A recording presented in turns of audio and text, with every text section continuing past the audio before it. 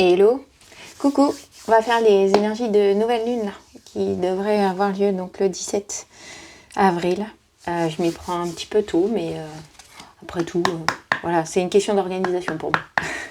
C'est par rapport à mon planning. Donc vous les aurez relativement en avance, proche d'une semaine.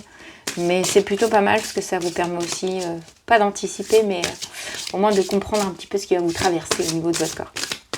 Donc on y va. Les énergies collectives de la nouvelle lune. On approche. Oh, ok.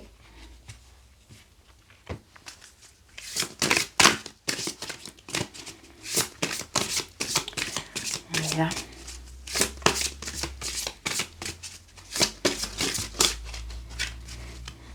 On a à peu près,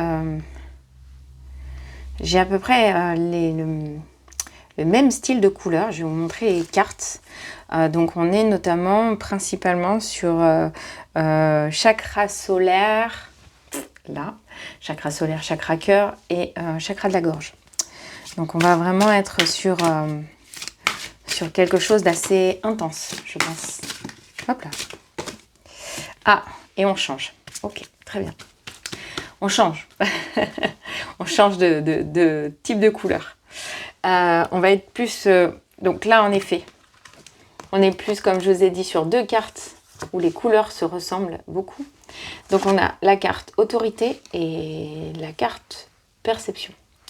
D'accord ? Voilà.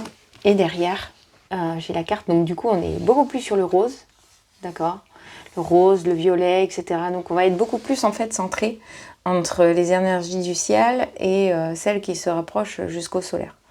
En effet, dans un monde comme on est actuellement, etc., beaucoup de gens sont dans la matérialité et donc notamment peut-être trop ancrés dans la matière par le chakra racine. Voilà. Vous voyez, moi, la différence, je suis obligée de prendre un jaspe rouge pour être beaucoup plus ancrée à la terre que dans la matérialité, etc. Donc moi, je suis beaucoup plus, parfois un peu trop loin même, pour certains. Et là, en l'occurrence, on vous dit justement de vous raccrocher à votre féminin divin.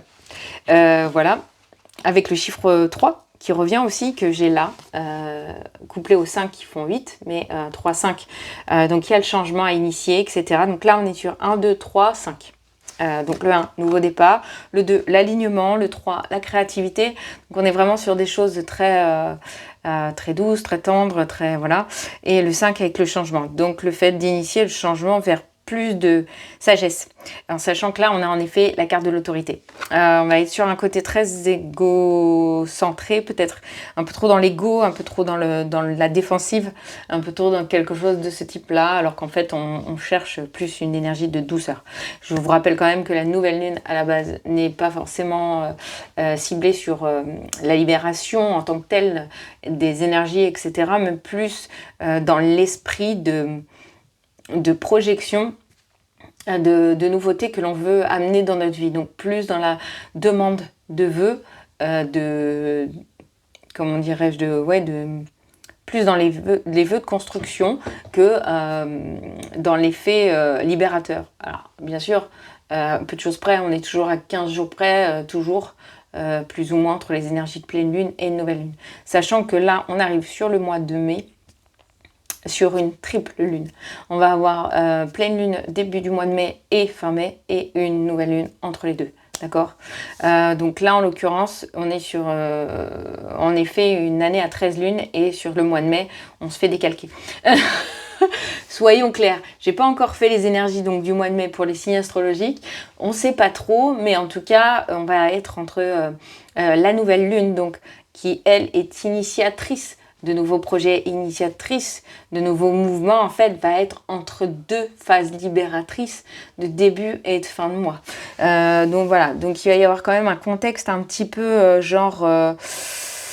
duel, quoi, vous voyez. Donc là, c'est pareil dans le côté je perçois, et en fait, c'est ça, c'est comment au niveau relationnel, et c'est toujours compliqué à faire. Hein. Je suis la preuve vivante que c'est toujours aussi compliqué à faire, c'est qu'on va être en fait entre l'autoritarisme, l'autorité, le fait de se défendre, etc. Et donc du coup, on va être toujours un peu dans la lutte. Parce que là, on vous demande de percevoir, d'essayer de percevoir en fait des situations qui pourraient en fait être travaillées différemment et être énoncées différemment. Et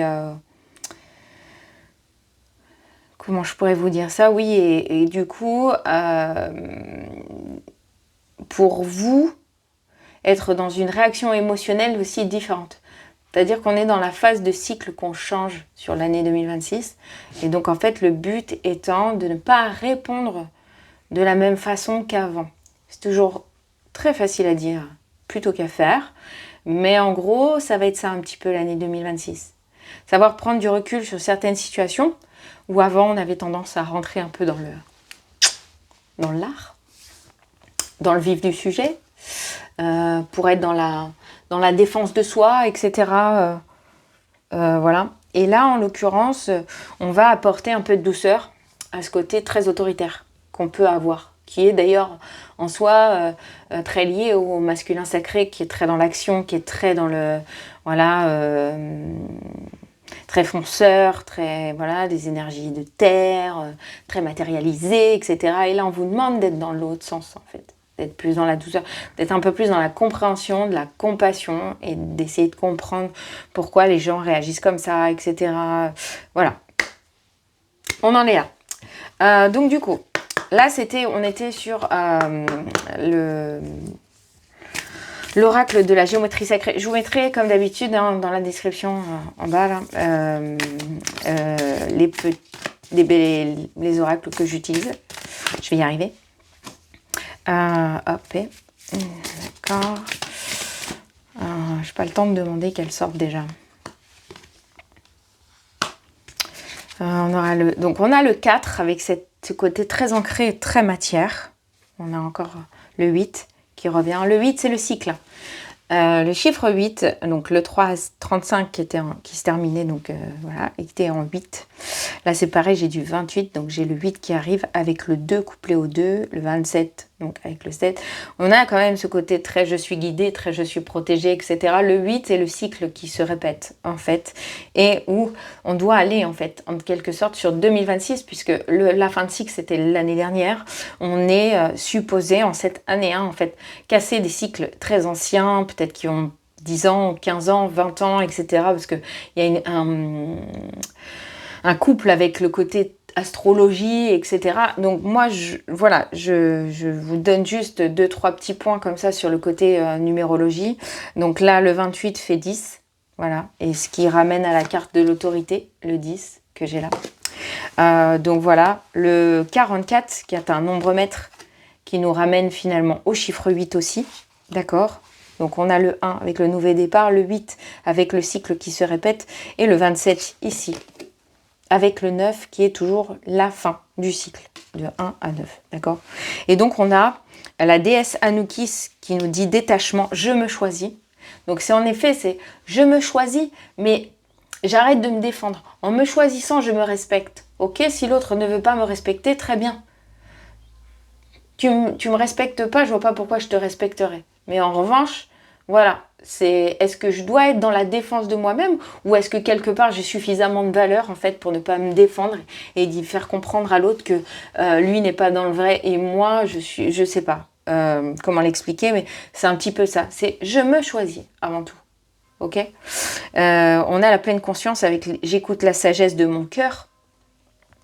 C'est-à-dire que dans cette conscience de cœur, en fait, je vais être amenée à me respecter, à écouter mes ressentis, etc. avec la fameuse carte de la perception et comprendre ce qui se passe, d'accord ? Être dans la sérénité, pas dans l'anxiété, laisser l'anxiété aux autres, en fait, et soit être réellement dans ce côté très... chargé vers soi, mais avec cet effet compassionnel. Donc derrière, j'ai le 8, donc je vous avais dit, avec l'île de verre et la souveraineté en dos de deck, j'éclaire le monde par ma sagesse. En fait, on vous demande de vous recentrer sur vous et d'être souverain de vous, de votre vie, de vos choix, de savoir quoi décider. Voilà, avec cette nouvelle lune, en fait, on vous invite un peu à choisir votre vie, choisir comment réagir à telle situation, etc. Mais en effet, tout en ayant cette paix intérieure de vous dire, si je réagis comme ça, ben je réagis comme ça en fait. Après tout, je dois aussi accepter des parts de moi, hein, donc voilà. Mais tout en étant quand même dans l'effet de se dire, j'ai toujours réagi comme ça, est-ce que là ça vaut le coup que je réagisse de la même façon ou est-ce qu'au final je l'ai laissé couler et en fait me dire que bah, de toute façon, peu importe comment je réagis, la réaction en face de moi sera toujours la même, puisque si moi j'ai décidé d'évoluer, l'autre en face peut-être n'évolue pas au même rythme que moi et certainement d'ailleurs nous n'évoluons pas tous de la même façon et au même rythme, d'accord ? Et on a prospéré, je perçois de merveilleuses opportunités. Donc il est possible en effet que sur cette approche du 17 avril, vous ayez peut-être des opportunités différentes au niveau du travail, peut-être au niveau de votre vie sentimentale, au niveau relationnel, amical, etc. Donc il y a peut-être des choses qui vont se présenter, des propositions de sortie, des choses et autres. Donc on est là-dedans. Ok, très bien. J'ai pris, donc ça c'était la partie émotionnelle pour moi, le fait de se recentrer sur son propre cœur et sur ses propres ressentis et de ne pas forcément en fait être guidé par l'émotion de l'autre. Donc on y va, je voudrais juste une carte, voilà, pour le collectif, pour la nouvelle lune. Voilà. Donc j'ai pris ouais, l'oracle du petit peuple et l'oracle des dragons de Magali et Sarah Motet, si je ne me trompe pas, parce que je les adore. C'est bien ça. Donc j'ai pris l'énergie des dragons et du petit peuple en collectif pour cette nouvelle lune du 17 avril.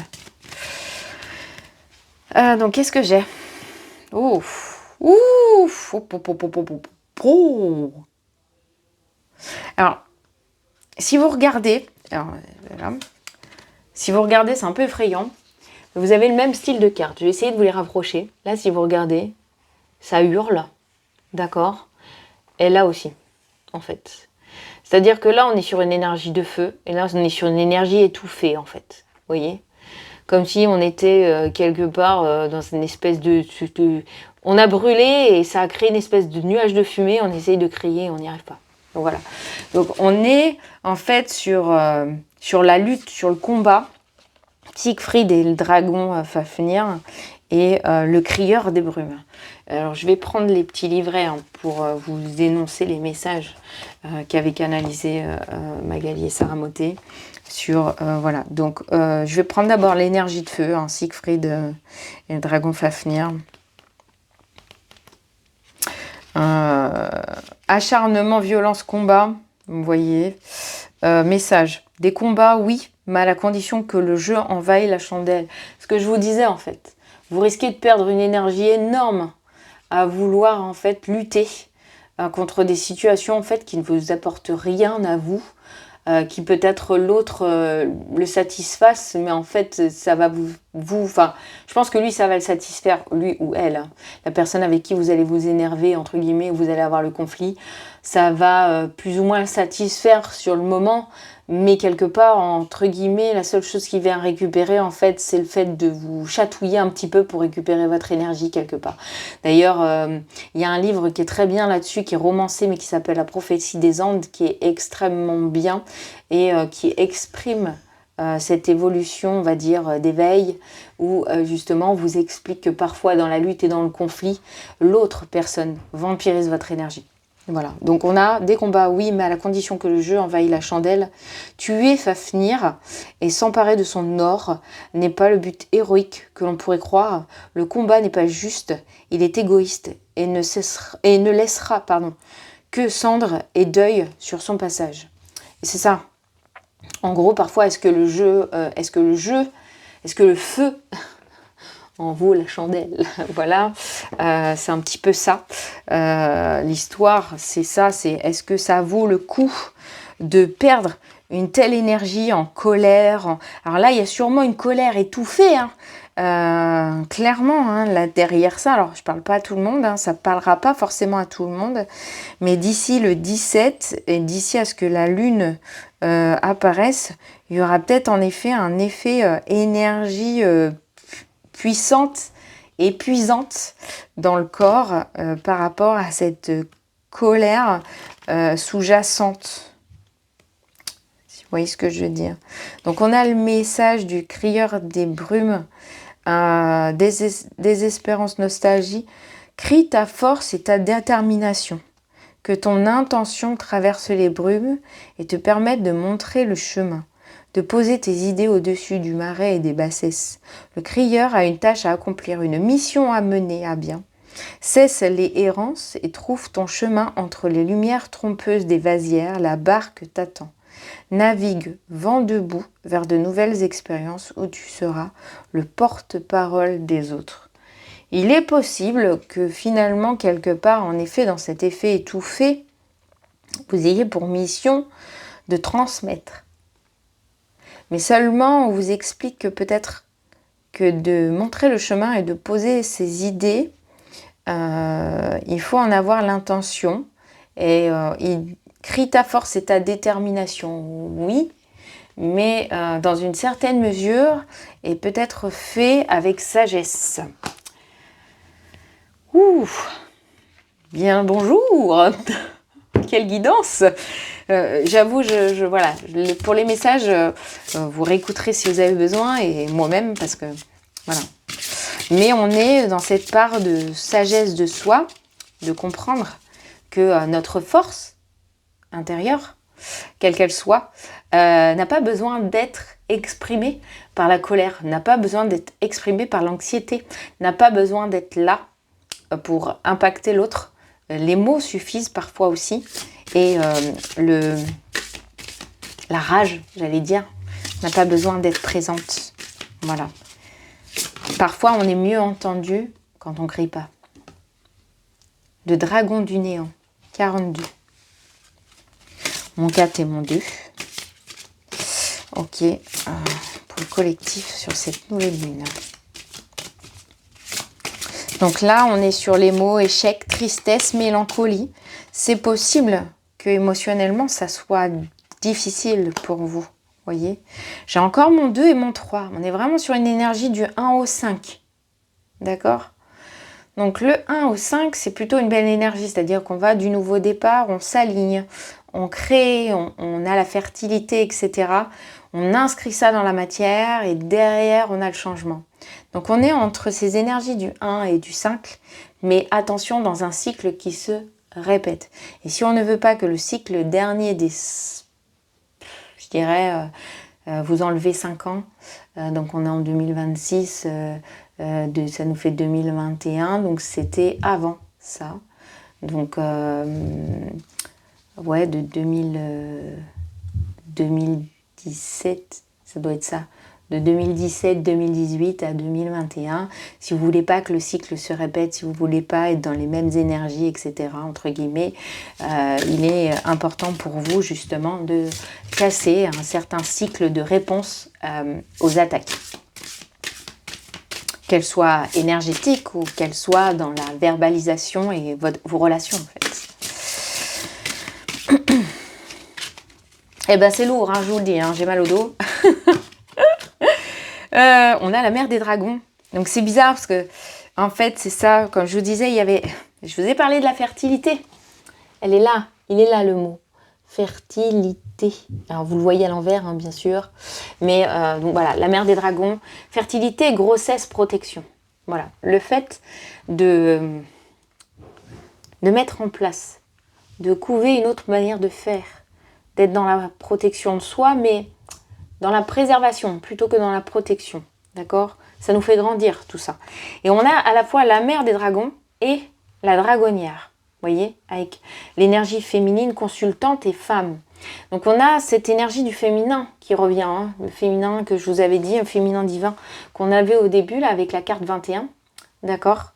Donc on est vraiment dans cette énergie où on a besoin à la fois de créer des projets dans la matière, en étant dans la douceur, dans une action, on va dire, posée, reposée, peut-être un peu lente aussi, mais qui s'inscrit sur du long terme.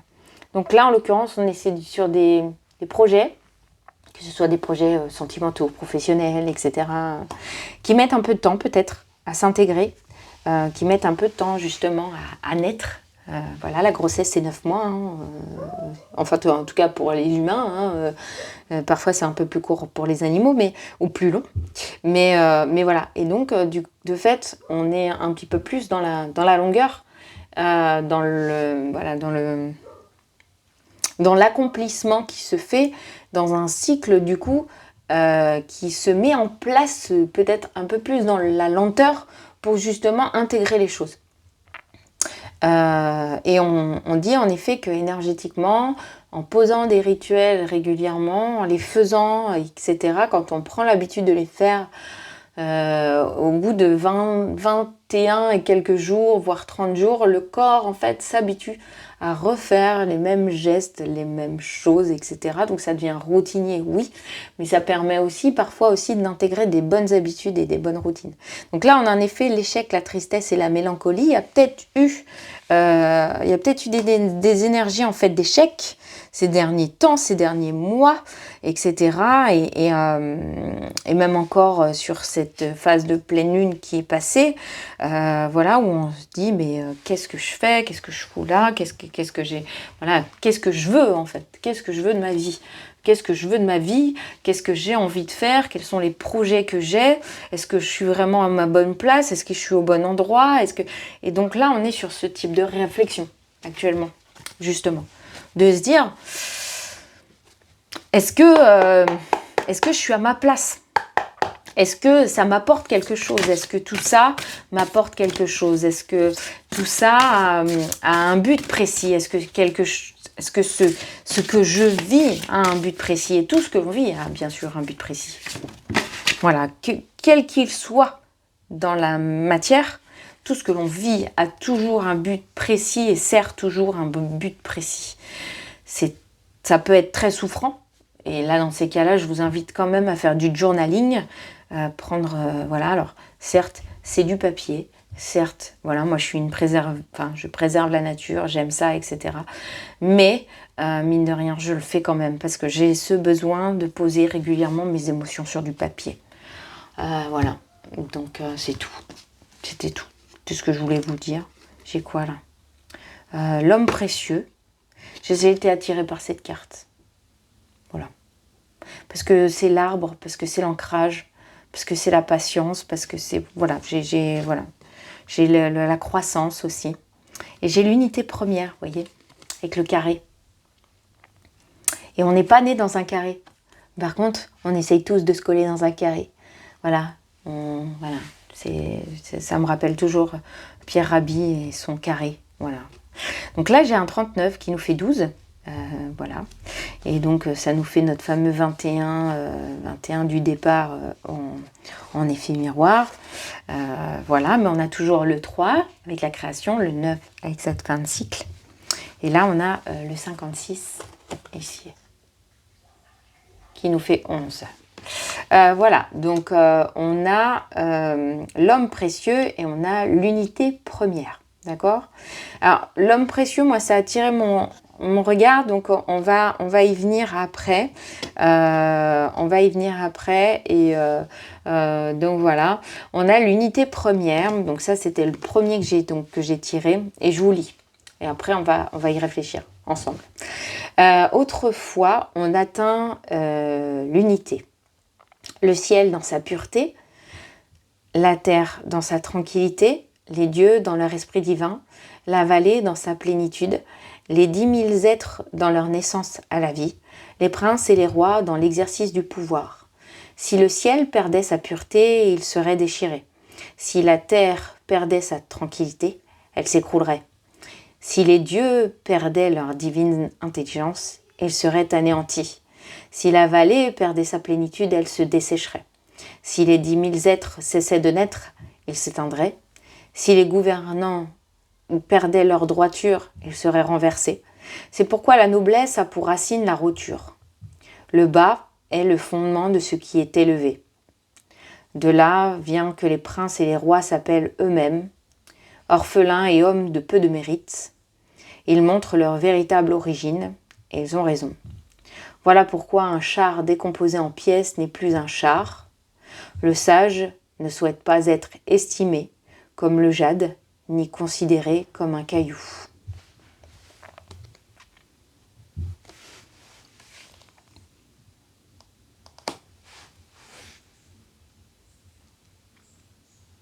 En gros, le sage se considère entre guillemets comme une personne du milieu, si je vois les choses comme ça, puisque le jade est une pierre précieuse et que le caillou, on va dire que c'est le basique, alors qu'en fait, bon, ils ont autant de valeur l'un que l'autre quelque part.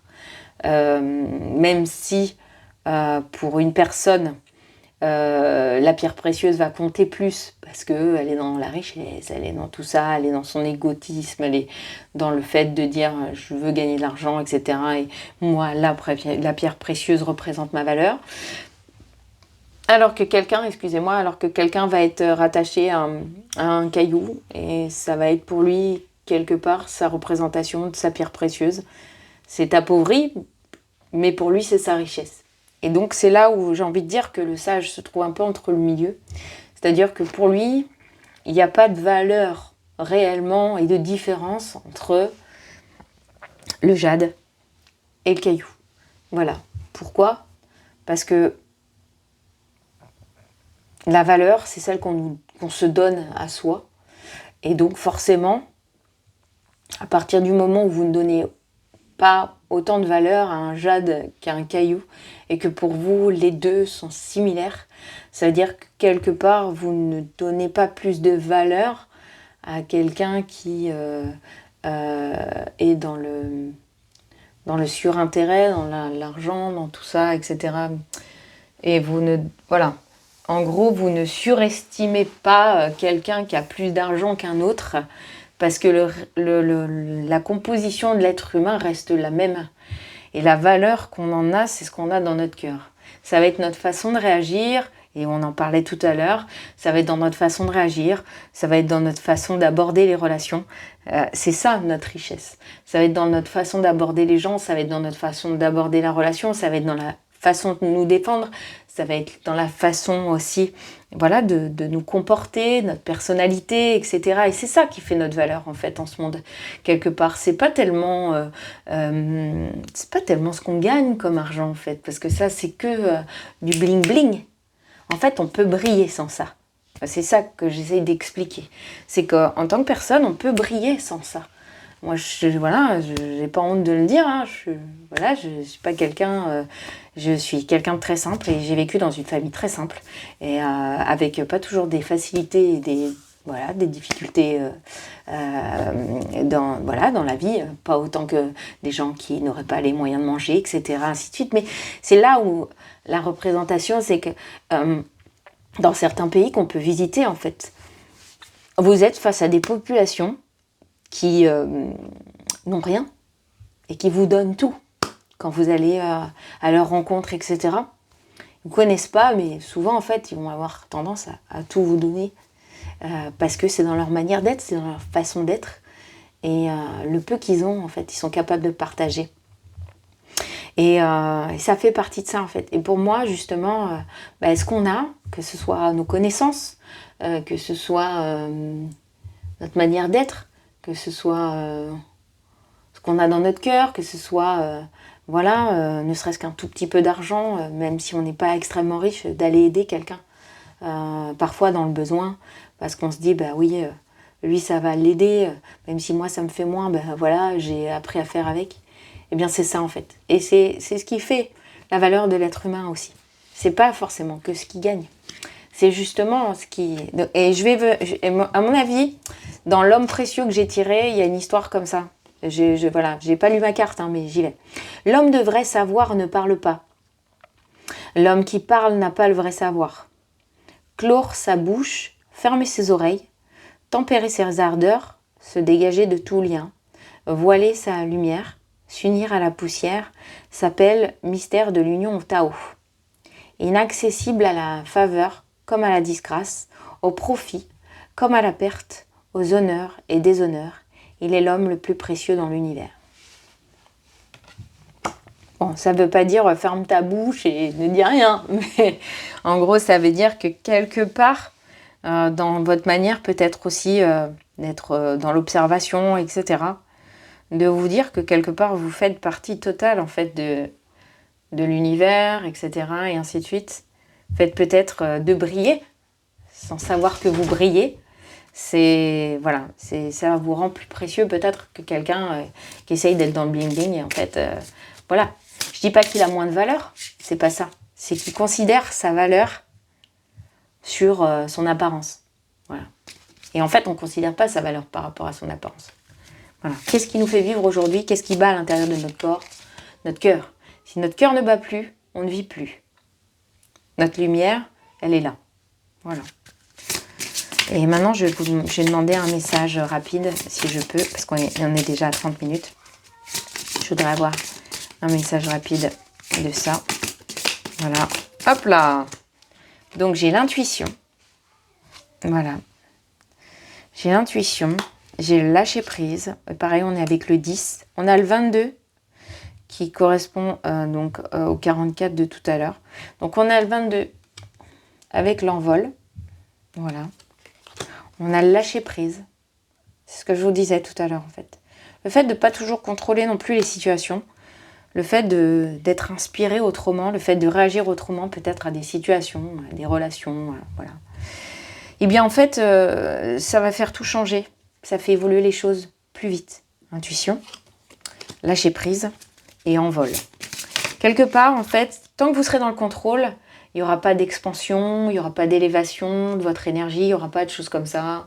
Il n'y aura peut-être pas d'avancée dans ce que vous voulez, etc. Vous serez plus dans des blocages, vous voyez. On a quelque part, en effet, tant que vous serez en fait dans cette inquiétude. Donc on a le 46, le 46 qui nous fait 10. Voilà, pareil, le 19 qui nous fait 10. On est vraiment dans un nouveau départ, en fait, quelque part. Il y a vraiment quelque chose, vous voyez. Donc on est, pareil, avec le double 2. On est avec l'alignement important à soi et à la fois 2 et 2, 4. Donc on est dans cette matérialité, le fait de matérialiser quelque chose, dans cette transformation humaine que l'on peut vivre actuellement justement avec les énergies collectives, etc. Donc on est en pleine transformation humaine. D'où cette inquiétude aussi de ne pas comprendre.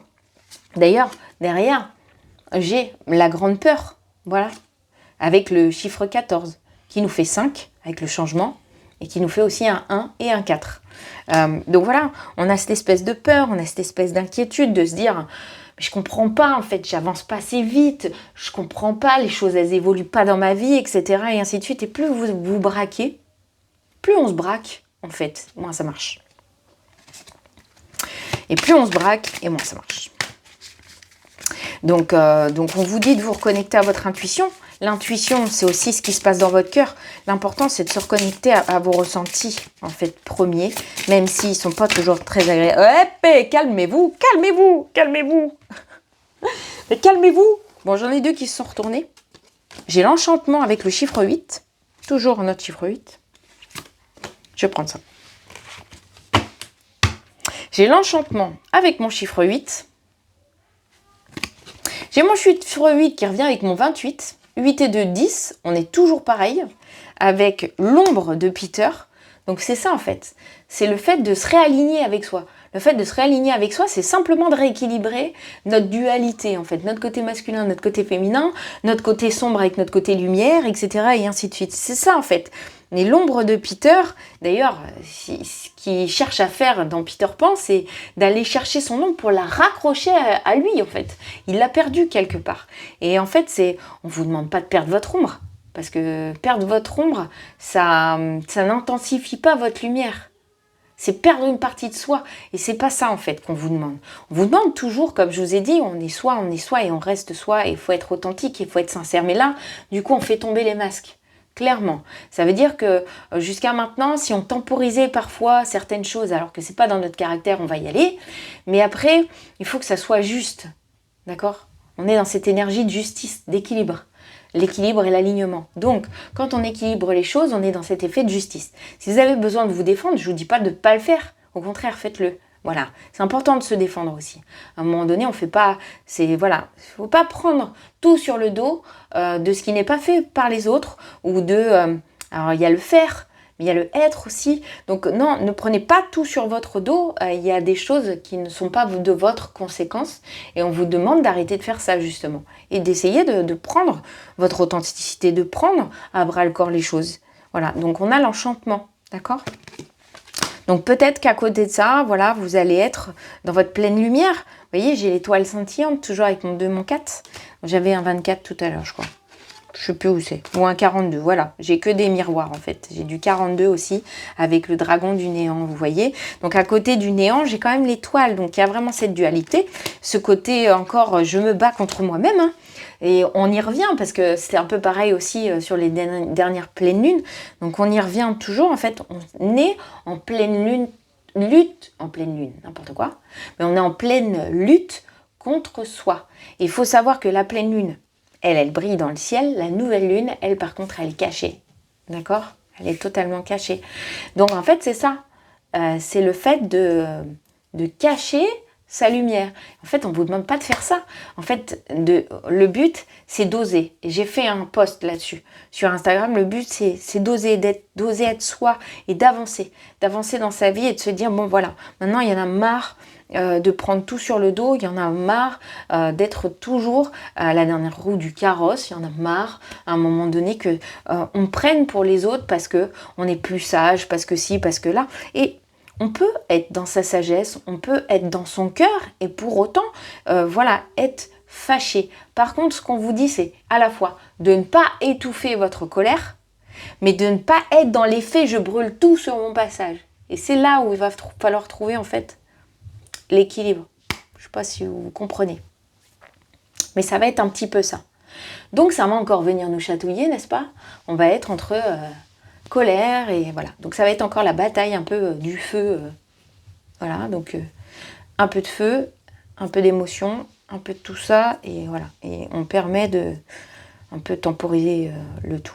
D'accord ? Donc ne soyez pas trop dans la colère. Il y a quand même un petit peu d'émotion. Soyez quand même dans votre cœur et pas trop dans votre mental et ainsi de suite.